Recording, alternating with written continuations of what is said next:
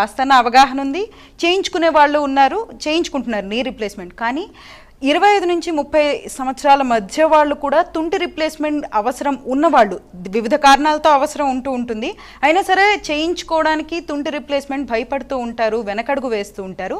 ఈ నేపథ్యంలో మనం హిప్ రీప్లేస్మెంట్ గురించి ఈరోజు ఆసక్తికర విషయాలు. హిప్ రీప్లేస్మెంట్ అంటే ఏంటి, అలానే అంటే సాధారణ హిప్ రీప్లేస్మెంట్కి అట్లనే రోబోటిక్ హిప్ రీప్లేస్మెంట్కి తేడా ఏంటి అంటే ఏం చెప్తారు డాక్టర్ గారు? ఇప్పుడు సాధారణంగా హిప్ రీప్లేస్మెంట్ అనేది దాదాపుగా మేము 20 ఇయర్స్ కన్వెన్షనల్ పద్ధతిలో, అంటే రోబోటిక్ ఇది దాదాపుగా 5-6 ఇయర్స్ నుంచి వచ్చింది. రోబోటిక్ 20 ఇయర్స్ నుంచి కన్వెన్షనల్ రీప్లేస్మెంట్ అనేది చేస్తున్నాం. చాలామందికి ఏంటంటే ఒకప్పుడు మనకి ఈ కోవిడ్ రాకముందు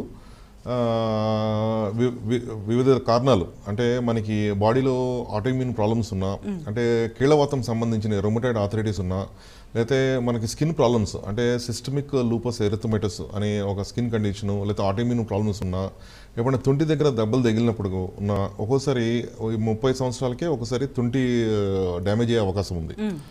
మామూలుగా తుంటి జాయింట్ అనేది, హిప్ జాయింట్ అనేది 3 డైమెన్షనల్, అంటే ఒక 3 డైరెక్షన్లో ఉంటుంది. ఒక ఎక్స్రే కనుక చూస్తే మనకి ఆ ఎక్స్రేలో ఓన్లీ 2 డైమెన్షనల్, అంటే ఒక వ్యూస్ 2 వ్యూస్ కనబడతాయి, కానీ థర్డ్ యాంగిల్ కనబడదు. కనబడినప్పుడు ఒక్కోసారి ఆపరేషన్ చేసినప్పుడు కన్వెన్షనల్ పద్ధతిలో మనం అమర్చే పరికరాలు దానికి ఎగ్జాక్ట్ పొజిషన్లో కనుక పెట్టకపోతే మనకి దానికి లాంగివిటీ, అంటే మనకి 25-30 సంవత్సరాలు పనిచేసే జాయింట్ 10-15 ఏళ్ళ కన్నా ఎక్కువ పనిచేయదు. సో రోబోటిక్ పద్ధతి ద్వారా ఆపరేషన్ ముందు ఏం చేస్తామంటే అది సిటీ స్కాన్ తీస్తాం. సో దానికి 3D సిటీ స్కాన్ అంటామండి. దాన్ని సిటీ స్కాన్ తీసుకున్న తర్వాత దానికి ఎగ్జాక్ట్ మ్యాచింగ్ సైజెస్ అనేది కరెక్ట్గా మనం అనాలైజ్ చేసి రోబోటిక్ పద్ధతి ద్వారా కూర్చోబెట్టడం ద్వారా ఎక్కువ కాలం పనిచేసే అవకాశం కూడా ఉంటుంది.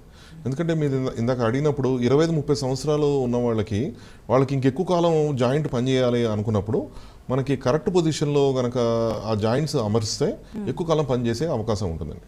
ఓకే, సో ఆ ప్రెసిషన్ అనేది రోబోటిక్ హిప్ రిప్లేస్మెంట్ ద్వారా జరుగుతుంది అని చెప్పారు. ఎస్, ఎందుకంటే రోబోటిక్ అనేది మనం సర్జన్కి అసిస్ట్ చేస్తుంది తప్ప అది రోబో అనేది అది చేయదు. సో మనకి సర్జన్ అనాలిసిస్ చేసి